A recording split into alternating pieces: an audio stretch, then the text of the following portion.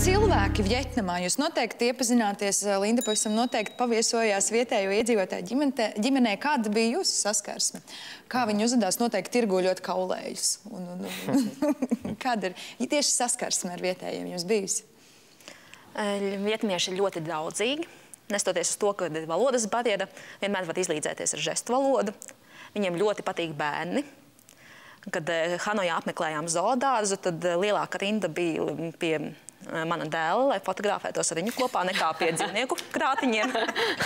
Pat cik dēlam tobrīd bija 4 gadi, viņš fotografēties atteicās, un tad mēs viņu uzpirkām ar saldējumu. Saldējums pēc kāda laika arī nelīdzēja.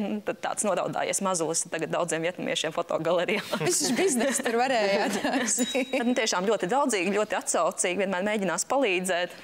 Bet kāpēc tas faktors par to fotografēšanos? Tur ir diezgan maz turistu no Eiropas, vai tā ir? Un tāpēc viņiem šī rasa liekas... Tur ir mazāk turistu, un arī tas, ka viņiem tā mūsu ādas krāsa ļoti patīk. Mums bija tas, kad mēs visi bijām no gaišiem matiem meitenes, un visas 4, un jebkur mēs, kur ieejam, tur mēs izceļamies gan auguma ziņā garākas, gan arī gaišiem matiem.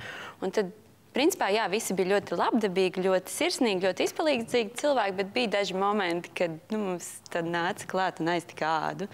Un tā, so nice. Tas bija tā jocīgi mazliet, un tad tās gribēja piesakties tā kā. Un tad arī tas pats, kad mēs arī vienā vietā apsēdāmies ielas kafejnīcā, kur ēdīsim, un saule spīdēja virsū, un vietnamietis reiz skrēja, un tagad taisīs ciet tos vārtiņus, lai tik mums nespīd saule virsū. Un mēs nē, ļoti forši, mēs speciāli te izvēlējāmies, jo spīd saule. Viņi teica, ārprāts, kā? Jūs taču paliksiet brūnas.